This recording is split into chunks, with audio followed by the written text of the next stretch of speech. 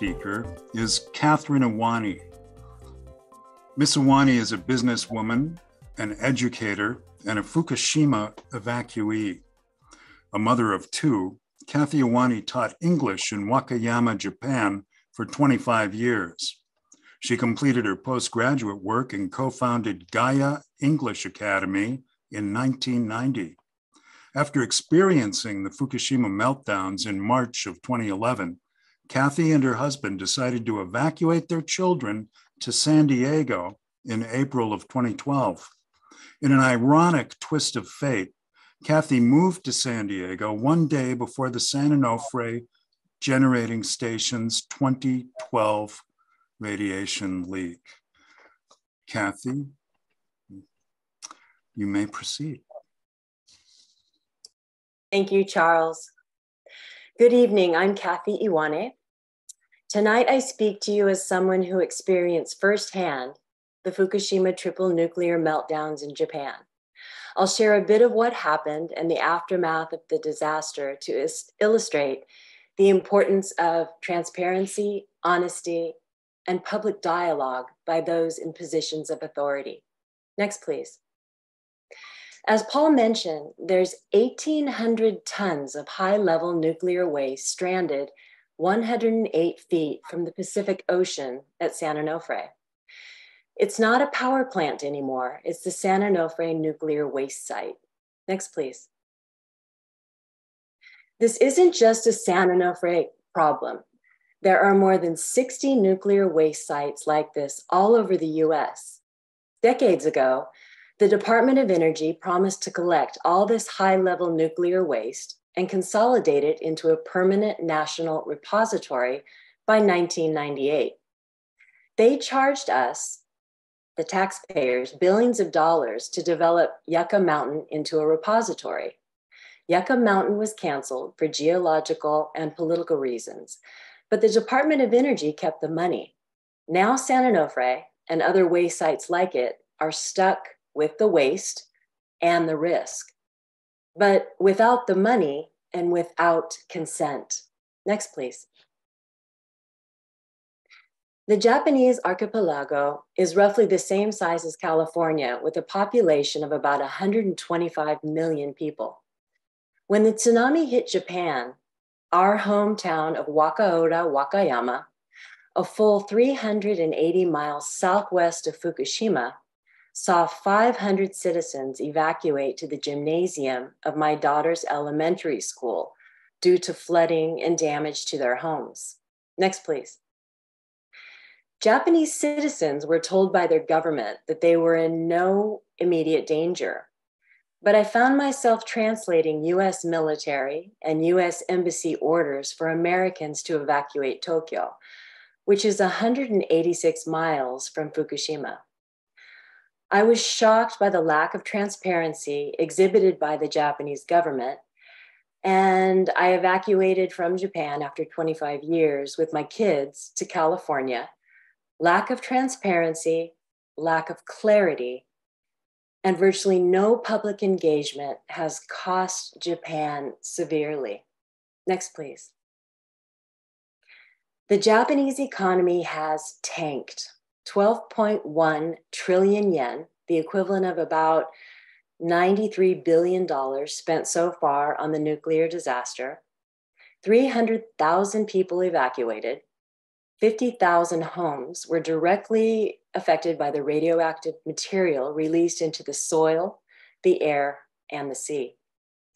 Prime Minister Naoto Kan, in power at the time, tells us that had it not been for the prevailing offshore winds sweeping half of the radioactivity out to sea, he would have had to evacuate Tokyo, a city of 14 million people, which would have created warlike conditions.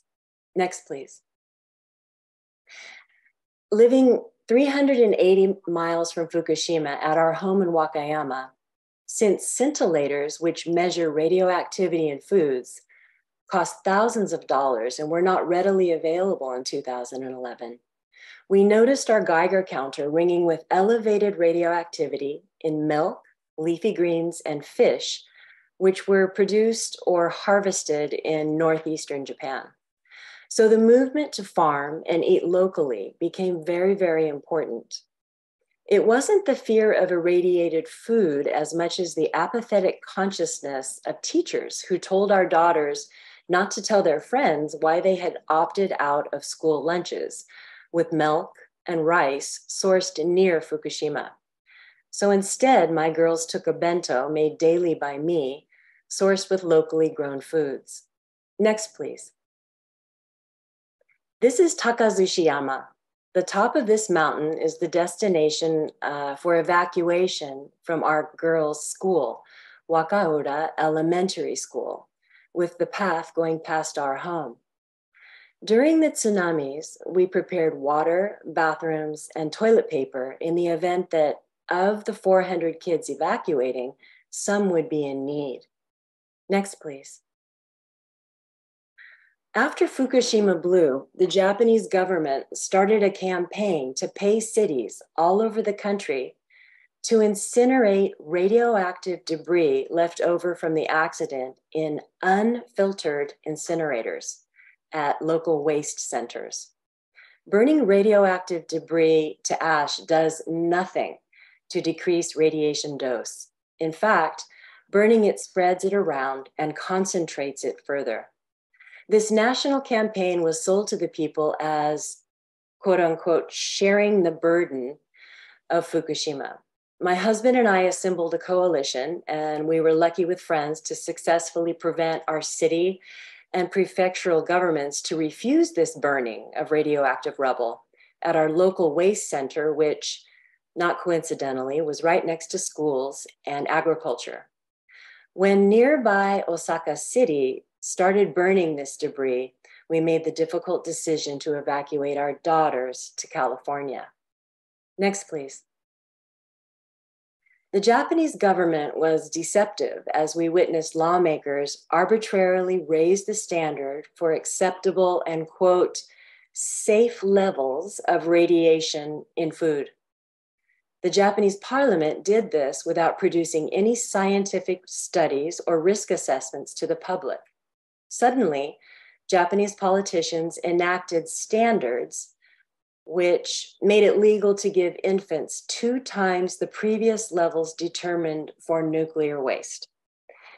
And this went into their powdered formula and other beverages. Next slide, please. In 2013, Prime Minister Abe enacted the State Secrets Law, which classified important security concerns. However, it put whistleblowers and journalists at risk for prison terms of up to 10 years for seeking or publishing such information. The Japanese government denied this. However, it's common knowledge that reports about radioactive contamination were being scrubbed from social media. Next, please. So what does Fukushima have to do with San Onofre? Everything. A report from the Carnegie Endowment for World Peace should make everyone think twice about the assurances of safety coming from the NRC. The report says, and I quote, "The Fukushima accident was preventable.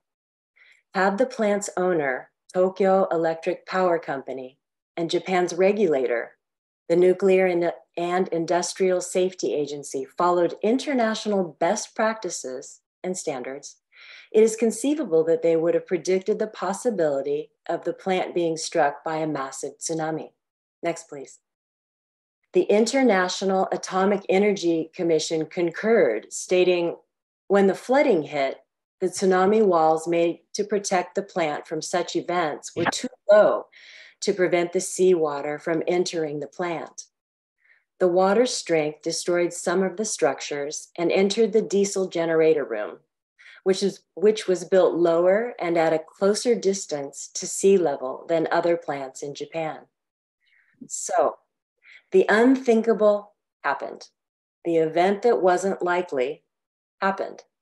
The thing that all the planners said would never happen, happened. And people died, and they continue to die. Next, please. In 2012, I read this very, very important geological paleoseismic study authored by Gerald G. Kuhn. This study, backed by more than 20 independent geological reports, reveals a history of tsunamis along the coast south of San Onofre. The evidence shows tsunamis with wave heights of up to 300 plus feet above the current perimeter of lagoons and estuaries in North County, San Diego, where the waste site is now located in an official tsunami inundation zone. The author of this study postulates that the offshore Newport, Inglewood, Rose Canyon fault systems and submarine canyon landslides were responsible for these tsunamis. You would think that this highly respected scientific study would be referenced in Southern Cal Edison's licensing agreement for the waste site. But you would be wrong. This study was sent to the Nuclear Regulatory Commission, but they buried it. It has been erased from their files. Nobody wants that smoking gun in their files when something terrible happens. So we have our mineral markers at San Onofre, proof of devastating tsunamis at the site. This is our memorial to tsunami devastation in Southern California. Next, please. In Japan, we find a different kind of memorial. This is a stone slab, often erected on Japan's coastline, warning future generations to protect them from tsunamis. The stone reads, "High dwellings are the peace and harmony of our descendants. Remember the calamity of the great tsunamis. Do not build any homes below this point," unquote. This was the advice the dozen or so households of the village of Aneyoshi headed. They heeded this advice, and their homes emerged unscathed from the Fukushima disaster, which flattened low-lying communities elsewhere and killed thousands along Japan's northeastern shore. Next, please. Many experts have warned that Fukushima was vulnerable, just as we are doing tonight with San Onofre. Dr. Katsuhiko Ishibashi, a seismologist and former member of Japan's Nuclear Safety Commission, argued in a 2007 report that the Daiichi plant was vulnerable to major earthquakes and tsunamis, and that the safety measures in place were inadequate. The Japan Society of Civil Engineers published a report in 2008 warning that Japan's nuclear power plants were not sufficiently protected against earthquakes and tsunamis. In Dr. Hiroaki Koide's 2008 book, Genpatsu no Shinjitsu, The Truth About Nuclear Power Plants, co-authored by Jinzaburo Takagi, argued that Japan's nuclear power plant operators were not doing enough to ensure their safety. A former nuclear engineer for Toshiba, who actually worked on the design of the Fukushima Daiichi plant, Masashi Goto, criticized the design of its reactors and cooling systems. He argued that the reactors were too small and lacked the necessary safety features to prevent a catastrophic accident. Next, please. So here we go again. San Onofre safety advocates have jumped through hoop after hoop to engage the NRC, our federal regulator, and the owners of San Onofre on one crucial point of contention. We need the NRC to provide the risk assessments showing how they would handle the nuclear waste at San Onofre in the event of flood or tsunami and other things. As Mr. Blanche will demonstrate shortly, they can't possibly meet the recommended procedures for an emergency at San Onofre. It's not physically possible. And yet, there's no plan B on site at San Onofre in case of an accident. Off-site emergency plans are null and void, and this is due to exemptions given from the NRC to Southern Cal Edison. Next, please.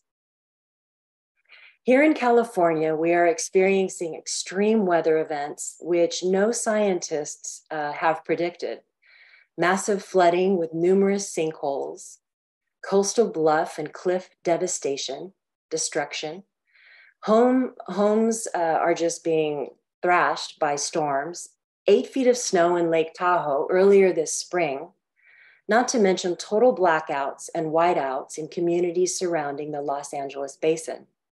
These are things we've never seen before, highly unusual events which we now need to prepare for.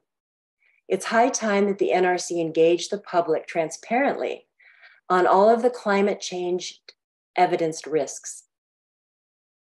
Next, please. Thank you very much for listening to my presentation. I look forward to answering your questions during Q&A. Charles, I hand it back to you.